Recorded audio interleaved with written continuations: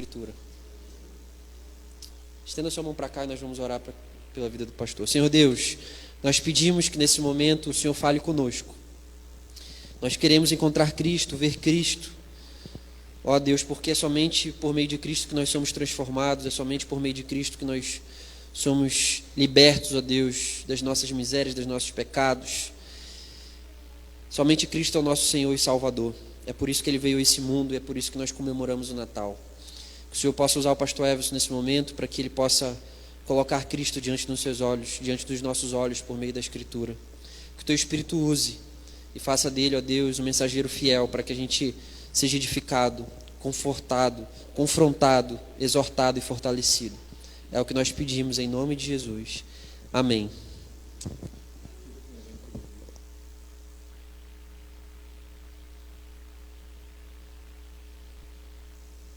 Pode se sentar. Graças e paz, queridos. Boa noite. Estava falando aqui com o pastor Lucas que quando a Elaine olhou o rascunho / sermão, ela falou, vou ter que ir lá para a salinha, dobrar o joelho e interceder, porque... Eu falei, não, eu escrevi, eu entendo o que eu escrevi. Eu não sei se eu consigo ler o que eu escrevi, mas eu entendo o que eu escrevi. Queridos, dando sequência a essa série de mensagens, é uma carta que eu sei que o Fabinho gosta muito, né? Éfeso, a carta de Paulo aos Efésios, Fabinho gosta muito. Eu lembro de uma vez que foi perguntado se tivesse uma única carta que tivesse que escolher, eu falei, Romanos. Aí ele, Efésios. Eu gravei isso, guardei. E é muito bom poder... É desafiador, né? Porque alguém que já deu aula na escola dominical, falando sobre Efésios, tintim por tintim, eu tenho que pregar aqui com ele escutando, vai ser punk. Lucas, Carlinha, passou dor de cabeça? Neusadina, cara. Deus me deu dor de cabeça para eu comprar um remédio para poder te ajudar com o remédio. Providência de Deus. Às vezes a gente não vê isso, a gente só vê o lado ruim, né? Tá com dor de cabeça. Mas eu comprei uma cartelinha com 4. Se tiver mais alguém com dor de cabeça, tem 2 ainda aí, tá bom? Queridos, o tema da mensagem, seguindo essa temática que estamos trabalhando, que é Memórias da Esperança, é por que o cristão tem esperança? Esse é o tema da mensagem de hoje. Por que o cristão tem esperança? Antes da gente começar em Efésios, eu queria só ler com vocês 2 versículos. Eu não vou expor esse versículo, mas no final eu quero que a gente entenda o porquê desses versículos. Um é Lucas capítulo 2, que diz assim, no verso 6, enquanto estavam lá, chegou o tempo do bebê nascer, e deu à luz o seu primogênito, envolveu em panos e colocou na manjedoura, porque não havia lugar para eles na hospedaria, né, ou estalagem. Um bebê simples, envoltos em pano, num coxo. Né, olhar um bebê, uma criatura assim, que aos olhos naturais seria algo tão insignificante, e entender o que esse bebê descortina ou destrava ao longo da sua vida e existência. Né? Talvez, se estivéssemos ali, seria só mais um bebê. Quando ele foi apresentado no templo, em que um dos homens que se estava ali orando, e há muito tempo, e ele vai dizer, poxa, os meus olhos hoje viram o Redentor, eu posso descansar. Né? O Senhor iluminou esse homem para que ele visse, né? Simão visse o Jesus, não apenas um bebê. E a gente vai olhar o que esse bebê que cresce, se desenvolve, foi capaz de fazer para que estivéssemos esperança. É incrível que, se a gente olhar para o primeiro século e anteriormente, bebês sempre foram símbolos de esperança, principalmente se fossem homens. Não só no primeiro século, mas na era medieval toda, um bebê homem era esperança de continuidade da sua família. Se fosse um rei, mais ainda, o seu reinado prosseguiria. Então, bebês têm sinônimos de esperança, e não é diferente hoje, quando nós temos um filho e a gente deposita muitas esperanças de que esse filho vai ser alguém, pelo menos de caráter, pelo menos. Se jogar bola, melhor ainda. Pode nos mudar a vida. Não é isso? Não foi o meu caso com a minha família. Então a gente vai entrar num texto para entender por que nós temos esperança. A gente tem falado sobre esperança, temos tido definições de esperança, exemplos de esperança, mas por que nós temos esperança?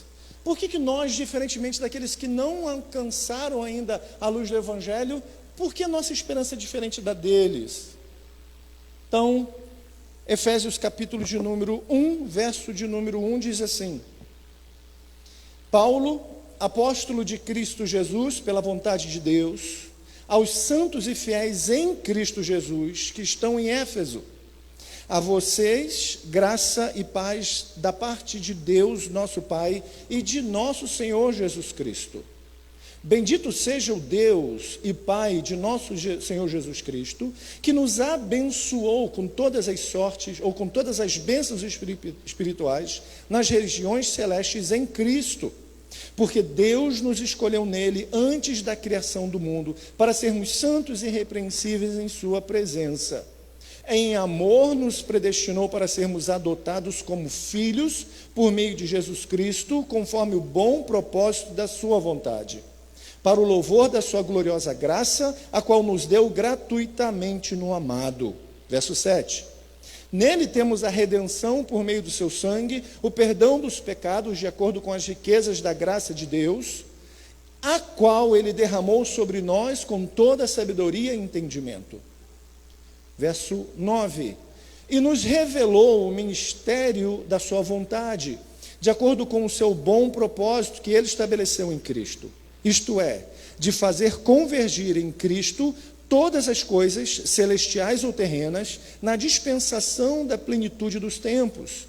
Nele fomos também escolhidos, tendo sido predestinados conforme o plano daquele que faz todas as coisas, segundo o propósito da sua vontade, a fim de que nós, os que primeiro esperamos em Cristo, sejamos para o louvor da sua glória.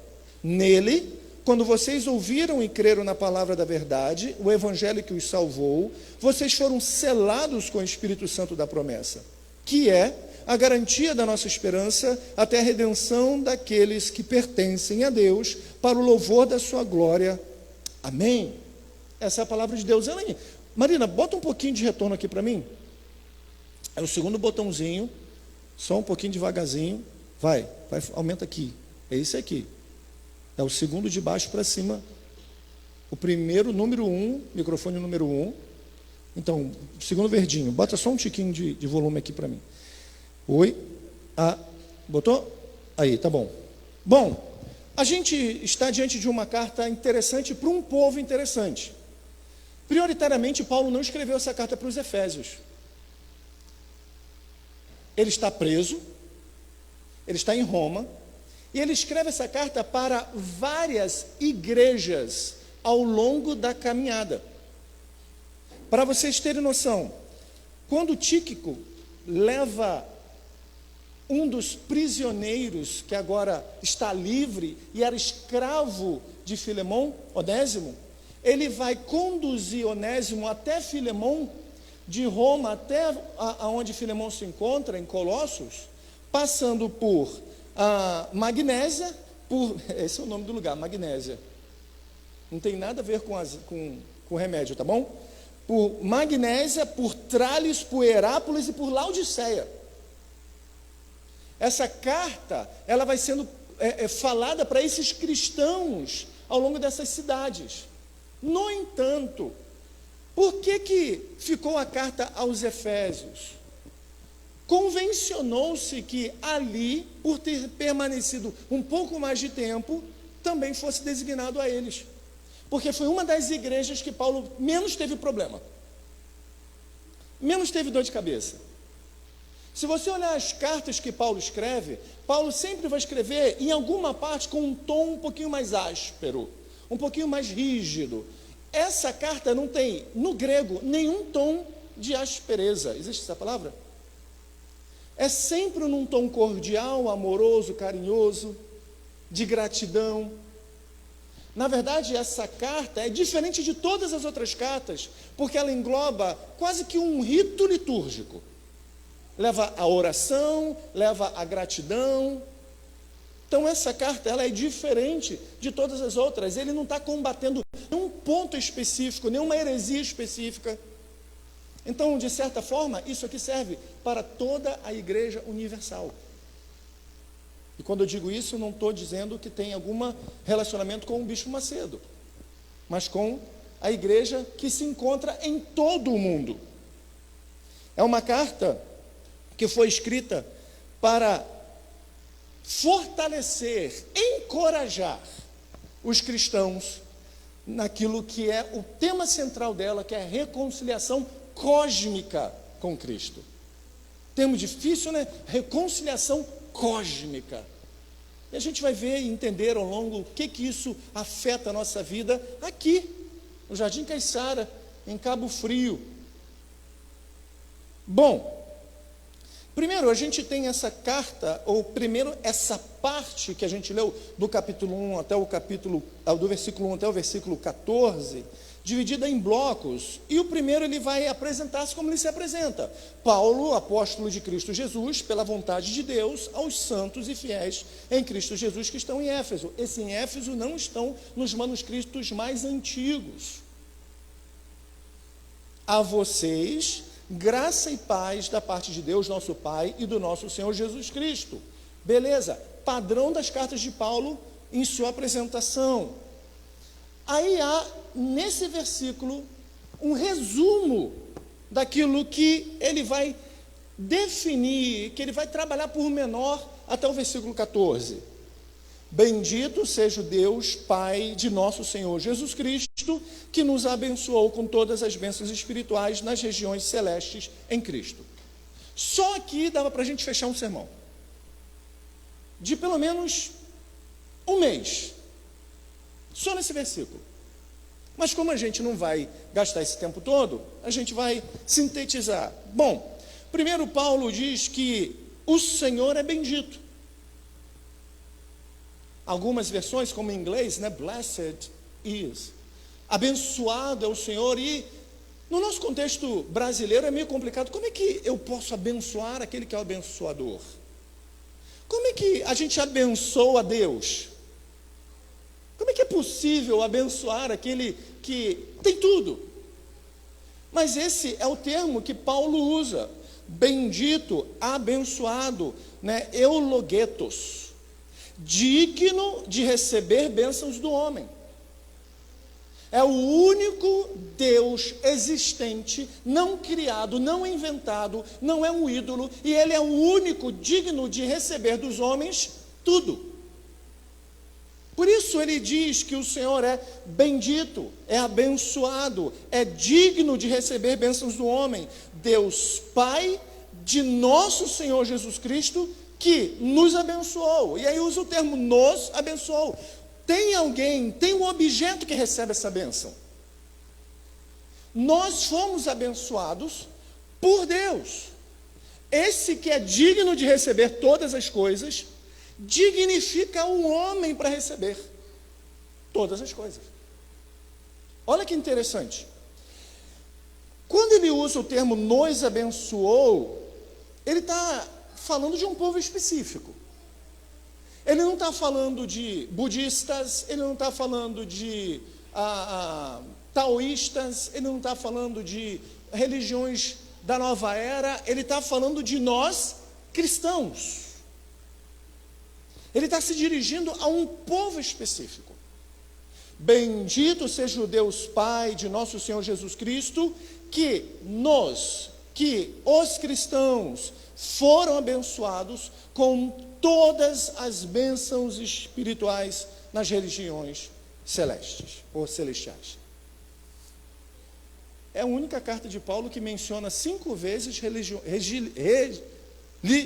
regiões celestiais. E quando uma carta menciona uma coisa muitas vezes, a gente precisa ficar atento. Não está ali à toa, não está ali porque não tinha nada para preencher, eu escrevi. Paulo menciona 5 vezes regiões celestiais, como menciona 11 vezes nesses versículos que lemos, em Cristo, nele, no amado. Então a gente pode encontrar aqui, nesse versículo, a gente pode encontrar no capítulo 1 também, no versículo de número 19, ele dizendo: e a incomparável grandeza do seu poder para conosco, os que cremos, conforme a atuação da sua poderosa força. Esse poder ele exerceu em Cristo, ressuscitando dos mortos e fazendo-o assentar-se à sua direita nas regiões celestiais. Ele vai fazer a menção no capítulo 2, no verso 6, Deus nos ressuscitou com Cristo e com ele nos fez assentar nas regiões celestiais em Cristo Jesus. Ele também vai falar no capítulo 3, no verso de número 10, a intenção dessa graça era que agora, mediante a igreja, a multiforme sabedoria de Deus se tornasse conhecida dos poderes e autoridades nas regiões celestiais. E por último, no capítulo 6, verso de número 12, que ele diz: pois na nossa luta, a nossa luta não é contra esses seres humanos, a nossa luta é contra os poderes e autoridades, contra os dominadores deste mundo de trevas, contra as forças espirituais do mal nas regiões celestiais. Paulo está dizendo no capítulo 1, no verso de número 3, que o Senhor nos abençoou nessas regiões. Existe algo que a gente chama na teologia de teodiceia. Como é que pode um Deus bom permitir que haja dor, doença e mal no mundo? Mas existe. E isso não quer dizer que Deus deixa de ser bom. Ele continua sendo bom.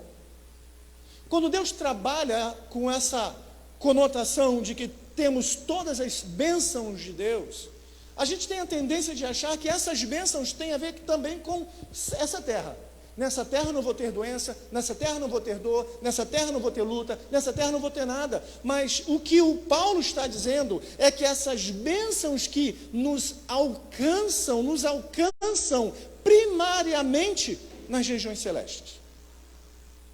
Nos céus nós temos essas bênçãos.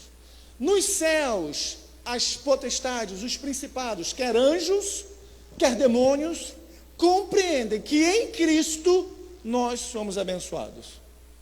Então, se aquilo que no céu vem primariamente, naquilo que nos céus é a eternidade, nele nós já somos abençoados. Não precisamos nos preocupar com o nosso futuro. Não precisamos nos preocupar com como será a vida vindoura. Não precisamos ficar afetados como, e se eu morrer, o que vai acontecer? Porque nele já fomos abençoados naquilo que deveria ser a primordial, nos céus. Por isso também Paulo, ou melhor, o Senhor Jesus fala aos apóstolos, aquilo que a igreja ligar na terra estará ligado nos céus, e que desligar estará desligado. A melhor compreensão e leitura disso é o que o Senhor ligou lá, a igreja liga aqui, mas o que o Senhor desligou lá, a igreja desliga aqui.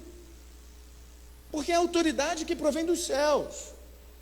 Então Paulo está dizendo que ele nos abençoou com todas essas bênçãos nas regiões celestes em Cristo. Não foi fora dele. Não foi mediante nossas obras, não foi mediante algum dedicar de valor humano, mas em Cristo. Agora, que bênçãos são essas? Quais são essas bênçãos que Paulo está citando? Que tipo de bênção é essa que ele cita?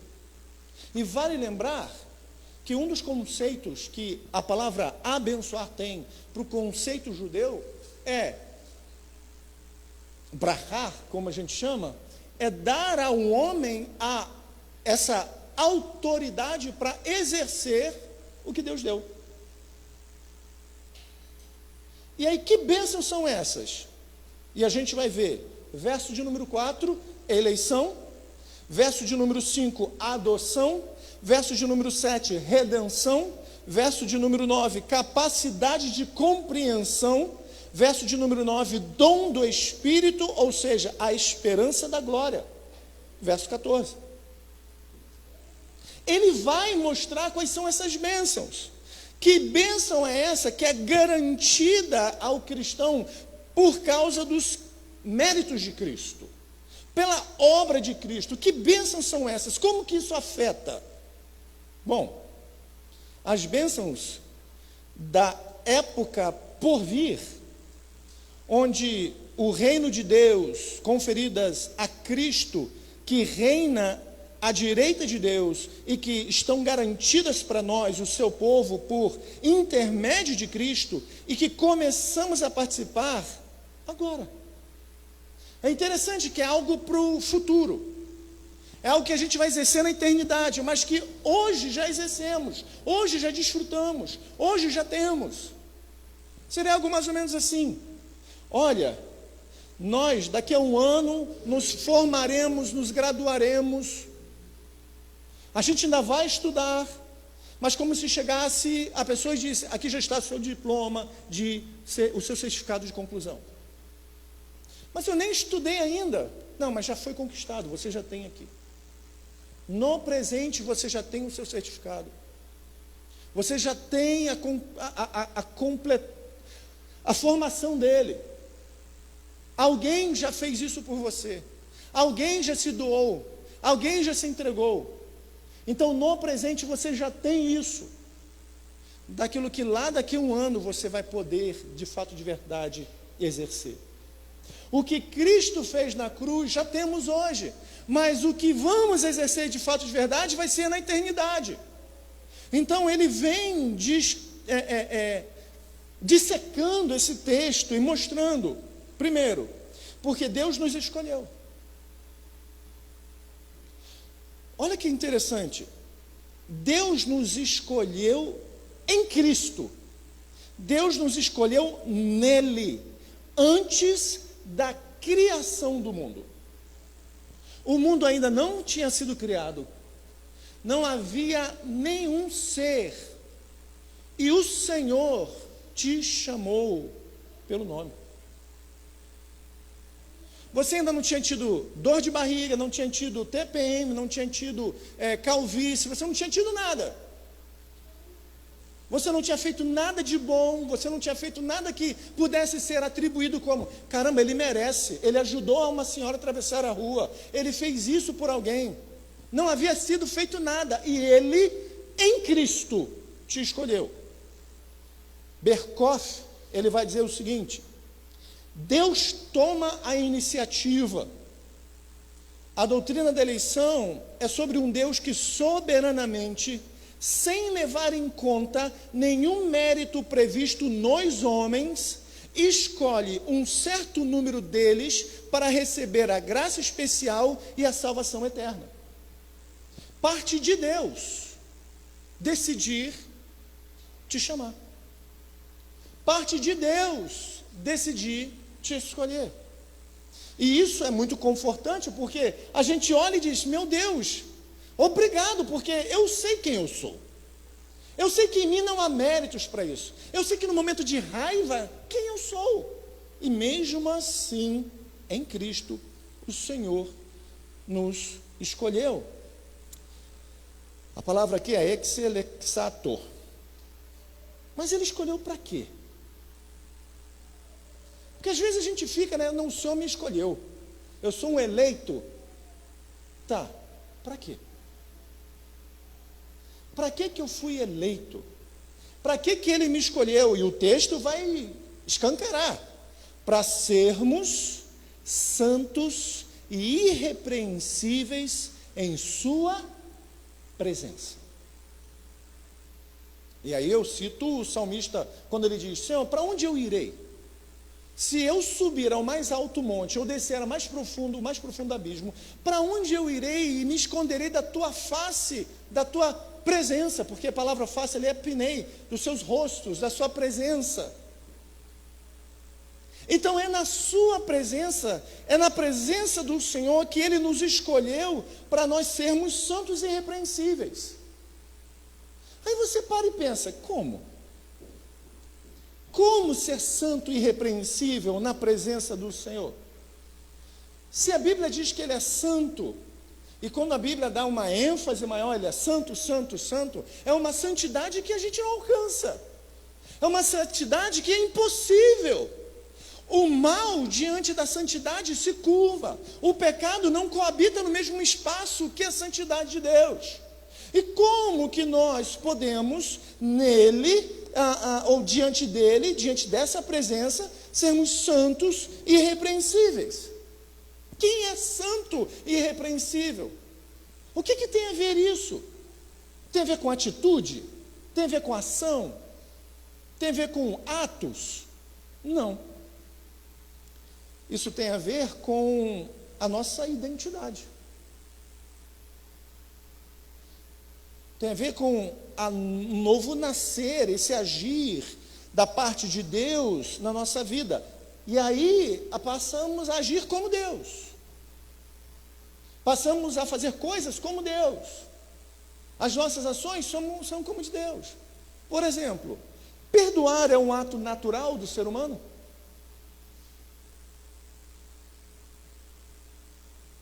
Alguém te humilha, te faz algo que é muito fácil, né? Nosso ego está sempre querendo dizer, eu estou certo, e alguém vai lá e mostra que você está errado. É fácil a gente perdoar? Perdão é uma obra do Espírito Santo.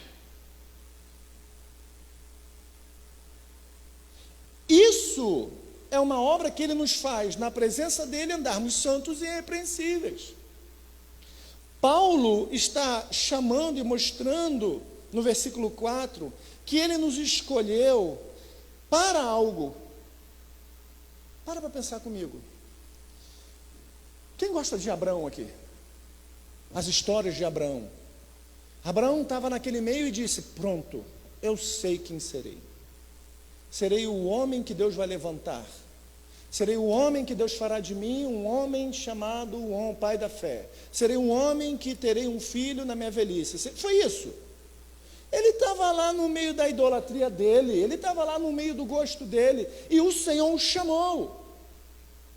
Moisés chegou e falou assim, eu vou ajudar esse povo, eu vou transformar esse povo. Foi Deus que chamou. Davi estava lá cuidando das malhadas e disse, eu vou ser o novo rei. Não foi. O Senhor chamou, e chamou para um propósito, para sermos santos e irrepreensíveis na presença dEle.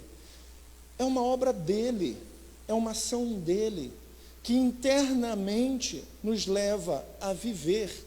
Ele transforma a nossa identidade, Ele transforma nossas características, nossas ações. E isso aqui já seria um motivo para a gente ser grato a Deus. Porque se éramos filhos da ira, se éramos estranhos à aliança, se não tínhamos Deus, e a Bíblia ainda vai dizer, nós não tínhamos esperança. Agora, como filhos, ou melhor, como santos irrepreensíveis, temos uma esperança. Estamos diante de Deus. É interessante que quando o versículo 4 diz, porque Deus nos escolheu nele antes da criação do mundo para sermos santos e irrepreensíveis em sua presença, a gente tem um tom meio escatológico aqui, um tom meio de os últimos tempos. Porque se Ele me escolheu para ser santo e irrepreensível, é sinal que essa obra que Ele fez culmina em algo. Porque ser santo e irrepreensível hoje, apenas? Ou tem uma visão já apocalíptica, final dos tempos? É claro que essa primeira bênção que o Senhor nos concede, essa eleição nele, em Cristo, não apenas termina com a nossa vida aqui, mas também com a que há por vir. Segundo, em amor nos predestinou para sermos adotados como filhos por meio de Jesus Cristo, conforme o bom propósito da sua vontade. Olha, a segunda bênção, ou a segunda parte dessa bênção, desse bendito Deus, desse Deus amoroso, é que Ele nos adotou. Aqui no Ocidente, como é que é a nossa adoção? Quem aqui gostaria de adotar uma criança? Eu. Como que eu vou fazer? Olha, eu quero entre 1 a 2, 3 anos no máximo, 4 no máximo. Normalmente, o que você vai encontrar na lista é entre recém-nascido, 1, 2 anos. Recém-nascido, 1, 2, 3 anos. Ninguém está lá assim, eu quero alguém de 18 anos de idade. Eu quero alguém de 16. Eu quero alguém com 15. Esses lugares estão repletos de crianças de 13, 14 anos. E aí eu lembro de lembro não, né? São 2 alunos que eu sou professor. E eles foram adotados há um tempo atrás, e eles têm entre, acho que 14 e 15 anos. Os pais adotivos estavam na fila de espera, e aí ligam para ele e falam assim, tem 2 crianças para você adotar. E eles foram assim, nós vamos sair para pegar os nossos filhos. Eles não sabiam a idade, eles não sabiam como seria a aparência, eles saíram de casa e disseram, nós vamos buscar os nossos filhos. E quando chegaram lá, era uma criança, um adolescente de 14 e um de 15. E eles adotaram. Essas crianças têm tudo, os pais dão amor, dão cuidado, dão carinho, estão estudando lá na escola que eu trabalho, mas é algo incomum. E normalmente é assim, não, só dá para um, ainda mais com 14 anos. Se fosse ainda 1 ano, 2, só que no tempo de Paulo, no primeiro século, se adotava também adultos. Uma família que não tinha condição de ter filhos, tinha um servo, e esse servo era muito prestativo, muito amoroso. O que eles faziam? Vou colocar você como filho. Abraão tem uma situação dessa, quando ele diz, como é que você é pai de nações ou de multidões, etc., se quem está na minha casa, né, é o mordomo Eliezer, ele que vai ser adotado como filho? Então, há naturalidade na Bíblia de adotar adultos. E quando a gente olha e vê que o Senhor nos escolheu, ou melhor, que o Senhor nos predestinou para sermos adotados como filhos, a gente precisa parar um pouquinho para pensar. Foi antes do mundo existir. O Senhor já tinha olhado para você e tinha te chamado de filho e de filha.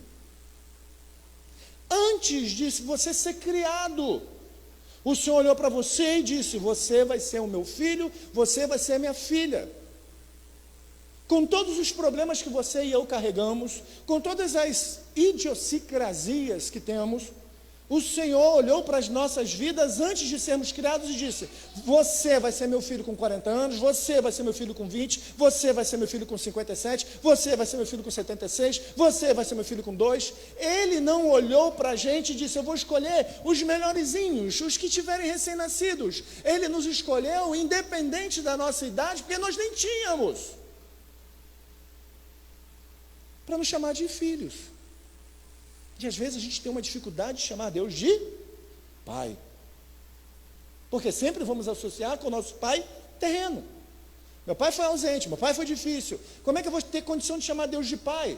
Porque toda vez que eu vou chamar Deus de Pai, eu lembro o meu pai, e aí eu faço a associação que é errada. Eu deveria fazer o seguinte, o meu pai não alcançou a altura de meu pai celestial, só que a gente faz o contrário, como se o meu pai celestial estivesse no mesmo patamar que o meu pai biológico, falho, fraco, ausente.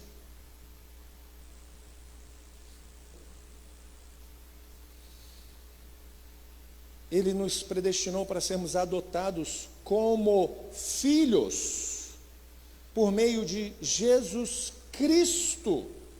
E aí eu acho interessante o que Romanos 8 diz. Olha o que Romanos 8 fala. Romanos 8, verso de número 14.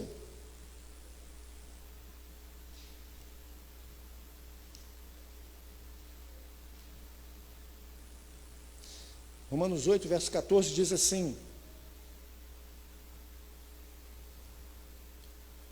Porque todos os que são guiados pelo Espírito de Deus são filhos de Deus. Pois vocês não receberam um espírito que os escravize para novamente temerem, mas receberam um espírito que os torna filhos por adoção, por meio do qual clamamos Abba, Pai.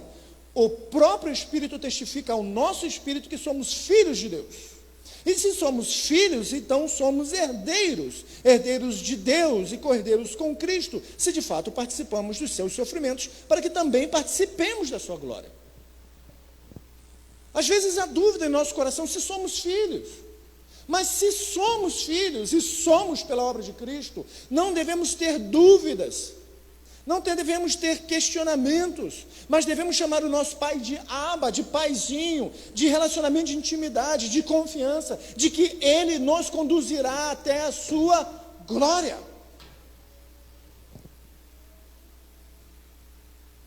Gálatas 4:6, ele vai fazer menção também disso, ao dizer, e porque vocês são filhos, Deus enviou o Espírito do seu Filho ao coração de vocês, e ele clama, Abba, Pai. Ou seja, o Espírito Santo está em nós, e ele, além de apontar para Cristo, nos faz olhar para Deus e dizer, Pai. Pai. É uma filiação amorosa, inspirada pelo Espírito Santo. Olha só a obra trinitária. O Pai em Cristo e o Espírito. O Pai que predestina em Cristo Jesus e conduzido pelo Espírito, dizemos Pai. É uma obra trinitariana.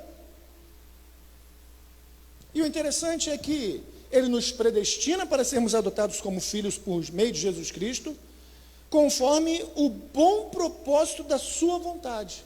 E que bom propósito da sua vontade? Para louvor da sua gloriosa graça. Para que ele seja glorificado. Para que ele seja louvado. Para que ele seja bendito. Para que ele seja cantado em nossas canções. Ele nos deu isso gratuitamente no amado. Deus não nos devia nada.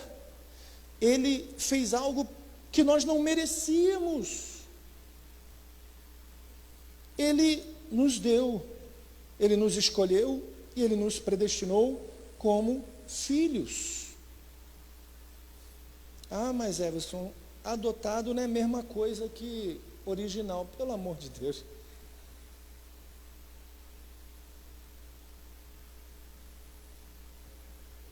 Por isso, Paulo ainda vai dizer co-herdeiros. É o amor que em Cristo é tão poderoso que nos faz com Cristo co-herdeiros.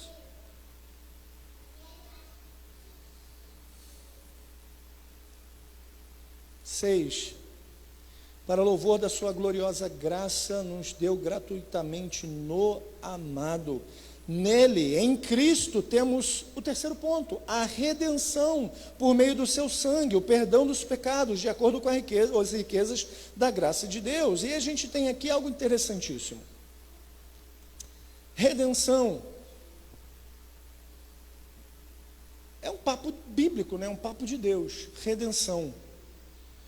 No primeiro século, era algo muito comum perdoar o escravo da sua dívida.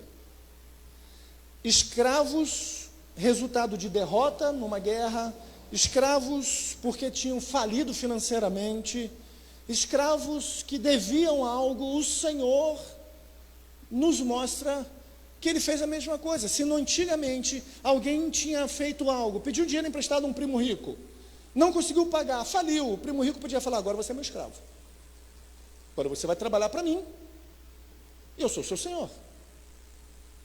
Em determinado momento, esse primo poderia chegar e falar assim, cara, eu te libero de toda a sua dívida, de todo o seu dever, a conta comigo, agora vai viver a sua vida. E é isso que a gente também ganha como bênção espiritual. Havia uma dívida que nós não poderíamos pagar, havia uma dívida que nós não tínhamos condições, que nosso pai contraiu Adão e posteriormente nós também, mas por meio do sangue, por meio da morte de Jesus Cristo, nós tivemos essa dívida quitada. Quem tem dívida aí? Financeira. Eu digo que eu tenho parcelas, eu perder de vista. É bom dívida? Mexe com a gente? E quando de repente você olha assim, caramba, tenho 2.500 para pagar do cartão, caraca, e alguém bate na sua porta e diz, Deus mandou eu vir aqui pagar o seu cartão. Como é que você fica? Eu nunca vi isso, tá, gente? Mas eu gostaria de ver isso lá em casa. Como é que você ficaria? Feliz? Só isso? Fechava a porta lá, cheio, aleluia. Lógico que quando mexe no nosso bolso, a gente ia sair pulando, saltando. Caramba, Deus fez algo, Deus fez algo. Deus mandou alguém para pagar uma dívida minha de R$2.500. Só que a gente não tem noção que existe uma dívida que era muito maior e que foi paga na cruz, com a morte de Cristo. Isso deveria trazer muito mais empolgação do que o nosso nome limpo no SPC. Isso deveria trazer muito mais alegria e júbilo do que pensar, caramba, as minhas contas estão tão pagas, tudo direitinho. Elaine fala, vida, a sua alegria é você ter as suas contas pagas. Mas essa alegria é incomparável, de saber que a minha conta com Deus está paga. E ele usa de um eufemismo aqui, né? Nele temos a redenção por meio do seu sangue, por meio da morte de Jesus, do sacrifício expiatório, de pagar pela minha dívida, o perdão, a remissão dos meus pecados. O perdão dos pecados está na raiz das obras, ou das outras bênçãos. Se o Senhor não perdoar os nossos pecados, as outras bênçãos não fazem sentido. Porque se a gente continua com o pecado, a gente fica separado de Deus. Porque se a gente continua com o pecado, a gente é condenado. Porque se a gente continua com dívida com Deus, a gente não tem vida com Ele. Então a raiz de todas as outras bênçãos está no perdão de nossos pecados. Ele perdoa os nossos pecados. Enquanto não tratar do pecado, a humanidade está alienada de Deus e sem os seus benefícios. Enquanto o pecado não foi tratado na cruz, a humanidade estava alienada, nós estávamos alienados, não tinha nada.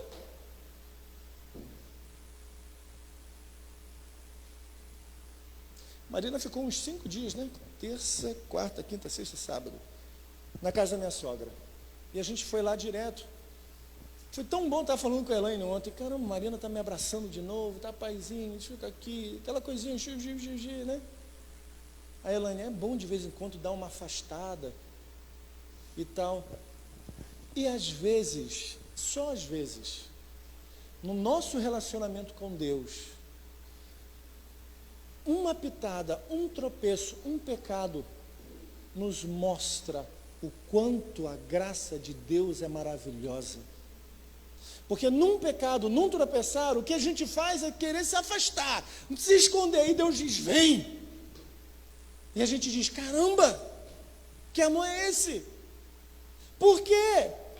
Porque Ele já tratou desse dilema em nossa vida, na cruz.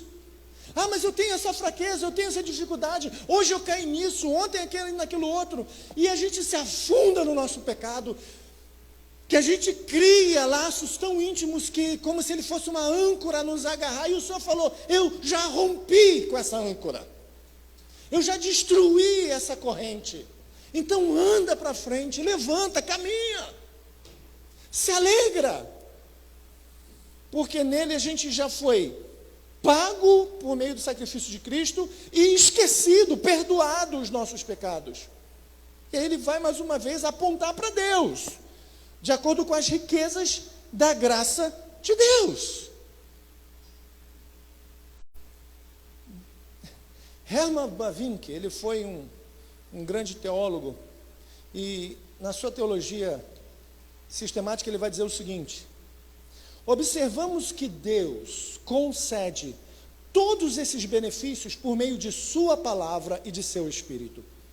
Contudo, ainda precisamos observar que ele os concede apenas na comunhão que une todos os cristãos. Ele não os distribui a indivíduos isolados, nem a um pequeno grupo de pessoas, mas uma grande multidão, para toda a nova humanidade, aqueles escolhidos nele pelo Pai antes da fundação do mundo. O cristão não permanece isolado, ele nunca está sozinho. Sabe, o pietismo é aquela ideia de que eu individualmente vivo uma vida com Deus. E às vezes é confundido com piedade. O pietismo, ele é individualista. Eu cuido de mim, eu me santifico, e às vezes a gente tinha um embate em uma certa denominação histórica, quando a gente ouvia de alguma liderança dizer assim: eu oro, eu busco, eu faço a minha parte. Um certo pietismo. Enquanto a Bíblia nos ensina que devemos andar com a ideia de comunidade. Porque é na comunidade que o Senhor concede essas bênçãos. É na comunidade que o Senhor fortalece esses vínculos. É na comunidade que o Senhor nos mostra que pietismo não funciona, mas piedade, que é o oposto, que é uma vida santa em comunhão com o caráter de Cristo, comunitariamente. Então, quando ele nos mostra, e ele usa algo muito interessante, porque nele temos, é plural. Não é nele eu tenho. Nele temos. Temos a redenção por meio de sua graça, o perdão dos pecados de acordo com a riqueza da graça de Deus, a qual ele derramou sobre nós, com toda a sabedoria e entendimento. Martin Lloyd-Jones, ele diz assim: somos parte de Cristo, estamos tão ligados a Ele, por essa união orgânica mista, que tudo quanto lhe seja próprio, não é próprio espiritualmente, nos é próprio espiritualmente. Assim como Ele está nos lugares celestiais, assim também nós estamos nos lugares celestiais. As bênçãos que desfrutamos como cristãos são bênçãos nos lugares celestiais, porque elas partem de Cristo que lá está. É algo que provém dele para cá. E estamos nele. Por isso, quando ele diz que nós, no plural, é nós nele. É nós, não é a gente, é nós em Cristo. E mais benefícios ele nos traz. Você se lembra quando o Evangelho foi revelado a você? Você se lembra quando foi a experiência que teve de, caramba, isso é o Evangelho? Ele é Jesus. Porque Paulo vai dizer no verso 9, uma das outras bênçãos que alcançamos em Cristo, ou que nos alcançou, e nos revelou o mistério da sua vontade, de acordo com o seu bom propósito que ele estabeleceu em Cristo Jesus. Mistério aqui não tem nada a ver com algo oculto, tem a ver com ocultismo. Olha, isso é mistério. Mistério aqui tem a ver com algo que estava escondido. Às vezes a gente fala: eu queria ser cristão no tempo de Abraão, queria ser cristão no tempo de Davi, queria ser cristão até no tempo de Jesus. Não, eu prefiro ser cristão hoje. E vou dizer por quê. Porque até que o Espírito Santo descesse, até que Jesus se revelasse depois da sua ressurreição, o Evangelho estava oculto. Melhor, escondido. O Evangelho era um mistério para aquela galera. Eles falavam sobre o Messias que haveria de vir, eles falavam sobre E, no entanto, a gente vê os próprios apóstolos que Jesus Cristo está morto, as Escrituras falando que Jesus ficaria por 3 dias, e quando eles sabem por uma mulher que Jesus Cristo não está no túmulo, eles dizem: você está maluca, mulher? Você está louca? Saem correndo porque querem encontrar o corpo. Eles não saem correndo porque querem ver o túmulo vazio. Eles querem encontrar o corpo. Para eles ali o evangelho ainda estava escondido. Eles ainda não tiveram ou não tinham tido a revelação desse mistério. De que a vida, a encarnação de Cristo, o nascer de Cristo, o sofrer de Cristo, o morrer de Cristo, a ressurreição e a ascensão de Cristo posteriormente, era a revelação do evangelho. Era aquilo que estava oculto, que as pessoas não conseguiam ver, que as pessoas liam, que as pessoas até pregavam, mas não conseguiram ver em Cristo. Por quê? Porque o Senhor os escondeu, não os revelou. No entanto, Paulo nos diz que em Cristo, ou melhor, em Cristo, Ele nos revelou esse mistério. Ele nos mostrou em Cristo. D. Carson vai dizer que a implicação central do que Jesus Cristo propusera nele, no seu ministério, na sua morte, na sua ressurreição e glorificação, é que Deus, com base nesse fato de que Ele nos mostrou em Cristo e na igreja, o início do seu plano mestre de fazer e de trazer de volta para si o cosmo e de restaurar a harmonia perdida por meio da rebelião e consequente alienação. Quando você parar para pensar que o Senhor te revelou o Evangelho, não pense que é uma coisa pequena. E não pense que é uma coisa grande, é maior. Porque a revelação do Evangelho converge, direciona para Cristo uma restauração cósmica, nos céus e na terra, todo o universo. Então, quando você olhar para o Evangelho que foi revelado para você, olhe com essa grandeza. Eu faço parte, nós fazemos parte de uma obra muito maior. Muito maior. Ele não apenas reconciliou a mim e a minha casa, Ele reconciliou em Cristo o cosmos, o universo, a criação. Então, quando a gente olha para essa revelação que nos foi dada, esse mistério que estava escondido, em que os apóstolos não tiveram acesso até que o Senhor se revelasse. O que Pedro diz, quando Jesus diz: o que dizem que eu sou? O que falam que eu sou? Que o Senhor é um dos profetas, que o Senhor é Jeremias, que o Senhor é um dos profetas. E você, Pedro? Tu és o Cristo, o Filho de Deus vivo. Muito bom. Não foi a carne nem o sangue que te revelou, mas foi meu Pai. E esse sujeito que teve a revelação do que era, ou quem Cristo era, posteriormente já fica sem revelação nenhuma. Porque Jesus chega para ele e diz: aparta de mim, não me impeça de cumprir a minha missão. Porque o Evangelho só tem sentido se eu cumprir a minha missão, de ir para a cruz. Porque o Evangelho só é Evangelho porque eu vou para a cruz. Então, quando a gente olha e pensa: caramba, deve ter sido muito maneiro ser cristão no tempo de Cristo. Não. Mas tinha grandezas, tinha milagres, tinha sinais. E daí? Muitos viram e não mudaram a vida de ninguém. Eu gosto do que o Senhor Jesus diz: bem-aventurado aqueles que não viram, mas creram. E a gente faz parte disso. Paulo escreve algo há 2000 anos atrás, em que a gente lê e diz: misericórdia de Deus para a nossa vida, glória a Ele, porque Ele revelou um mistério que estava escondido. Isso é parte das bênçãos espirituais.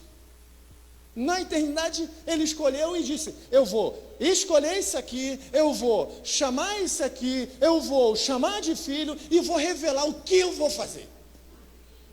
O que eu fiz? E quantas pessoas aí fora que a gente fala e que o Senhor ainda não revelou e diz, não faz sentido. Claro que não faz sentido, porque ainda existem escamas nos seus olhos, mas quando o Espírito tirar, você vai entender.